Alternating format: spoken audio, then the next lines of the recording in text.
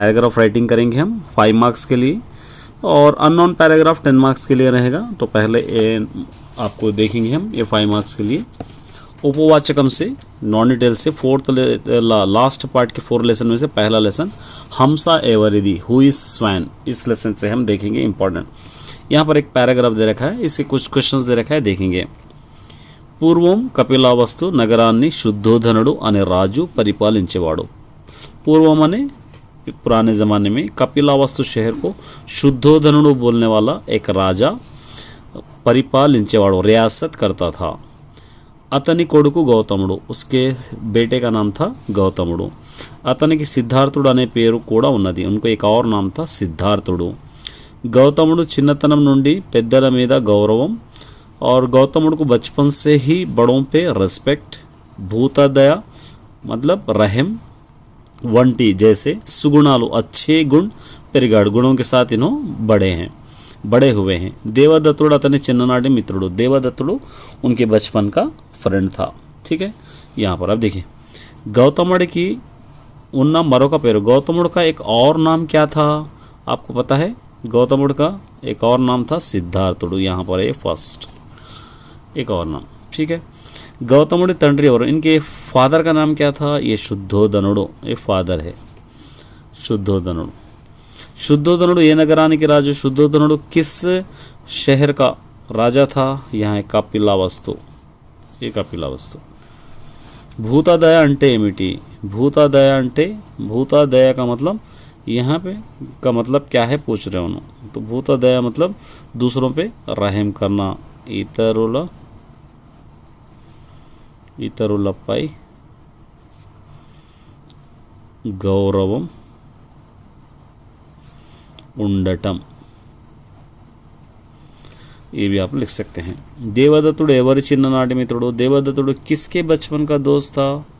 तो आप लिख सकते हैं सिद्धार्थुడు के, यहाँ पर या गौतमुड़ के आप लिख सकते हैं, गौतमुడు, गौतमुनि, इस तरह आप लिख सकते हैं। ठीक है, चलिए एक और एक है, देखिए हमें यहाँ पर आपको क्या करना है, 5 क्वेश्चंस बनाना है आपको। क्या देखा है? ఒకనాడు వాళ్ళిద్దరూ नदी తీరానికి పోయారు, एक दिन वो लोग नदी के किनारे पे गए थे। तो यहाँ पर पहला क्वेश्चन बन गया आपको, వాళ్ళిద్దరూ ఎక్కడికి వెళ్ళారు, वो दोनों कहाँ गए थे, इस तरह आप लिख सकते हैं पहला क्वेश्चन। అక్కడ ఆకాశంలో హాయిగా ఎగిరే హంసలను దేవదత్తుడు చూశాడు, वहाँ पर आराम से आसमान में उड़ते हुए हंस को देवदत्तुడు देखा है। तो यहाँ पर आप लिख सकते हैं देवदत्तुడు। दूसरा क्वेश्चन, देवदत्तुడు అక్కడ ఏమి చూశాడు, क्या देखा उधर, आप लिख सकते हैं ఏమి చూశాడు, इस तरह आप इसको क्वेश्चन लिख सकते हैं। వాటిని వేటాడాలని బాణం కుట్టాడు, उनको शिकार करने के लिए, हंट करने के लिए अपने तीर मारा है। तो यहाँ पर तीसरा क्वेश्चन बन सकता है आप लोग, వాటిని వేటాడటానికి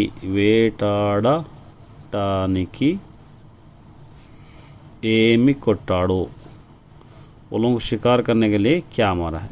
ठीक है, ये आप लिख सकते हैं।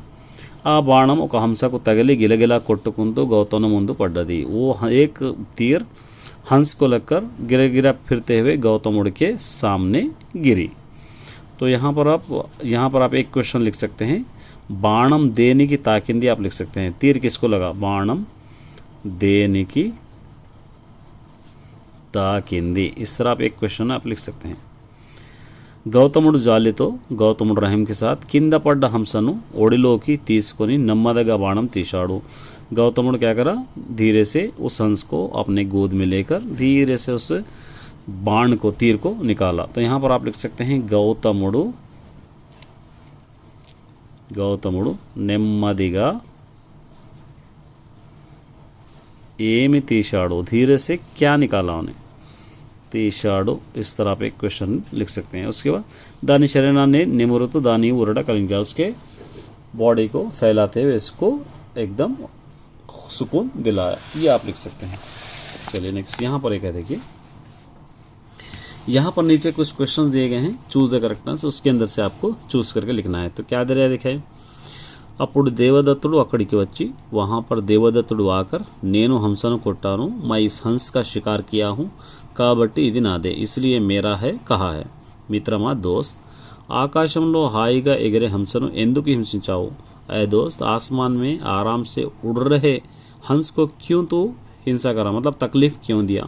जीव हिंसा पापम कदा, जानदार चीज़ों की तकलीफ देना पाप है ना అంటూ कहते हुए హంసను ఇవ్వడానికి గౌతముడు ఇష్టపడలేడు, హంస్కు దేనికి लिए గౌతముడు ఆగే नहीं बढ़ा। దాంతో వాళ్ళు కొట్లాట దగ్గరికి పోయింది। तरह लड़ते लड़ते ये बात बादशाह के पास चली गई। इधर राजस्थानंలో न्यायाधिकारी ने विनविंचाరు, ये दोनों क्या करे उस न्यायस्थान में, मतलब वहाँ पर जहाँ पर इंसाफ किया जाता है वहाँ पर ये दोनों अपनी अपनी बात सामने रखे। దేవదత్తుని బాణం వల్ల హంస చచ్చిపోతే అది అతనిదయ్యేది, अगर देवदत्तुड़ी के बाण की वजह से, तीर की वजह से हंस मर जाता तो वो देवदत्తుడు का हो जाता। కానీ భూతదయతో लेकिन रहम से గౌతముడు దాని ప్రాణాన్ని కాపాడినందుకు గౌతముడు उसकी जान बचाने की वजह से అది గౌతముడే అవుతుంది, इसलिए वो गौतमुड़ का ही हो जाएगा। न्यायाधिकारी तीर्పు ఇచ్చాడు, वहाँ का जो जज है जजमेंट दिया। ఈ తీర్పు దేవదత్తుడు సంతోషపడలేడు, इस फैसले से देवदत्तुడు को खुशी नहीं हुई। चलिए अब इसके अंदर से देखिए, నేను హంసను కొట్టాను కాబట్టి అది నాదే అన్నది ఎవరు? मैं हंस को मैं ही शिकार करा हूँ इसलिए ये हंस मेरा ही है, कौन कहा? దేవదత్తుడు। यहाँ पर आपको ए रहेगा, ठीक है। జీవాలను హింసించడం అనే అర్థం अच्छे पदम, जानदार चीज़ों के हिंसा मतलब वो लोगों को तकलीफ़ नहीं देना, तो इसका मीनिंग क्या है? जीव हिंसा मतलब जीव हिंसडम अनि अर्थम, तो यहाँ पर क्या है करुणा प्रेमा जीव हिंसा, यहाँ पर है आपको ये लिखना। వాళ్ళ కొట్లాట ఎవరికి, ये लोग लड़ते लड़ते किसके पास चले गए? ये लोग लड़ते लड़ते राजा के దగ్గర की बादशाह के पास। తీర్పు చెప్పినది ఎవరు? उस फैसला कौन सा है? न्यायाधिकारी, मतलब वहाँ का जजमेंट। జంతువుల పట్ల దయ జాలి కలిగి ఉండేది అంటే जानवरों से रहम करना और उनसे से मोहब्बत रखने का मतलब क्या है? यहाँ पे उंडे अंटे आदि, यहाँ पे लिखना भूता दया, ये आपको लिखना है, ठीक है। इस तरह आपको इसके अंदर लिखना है।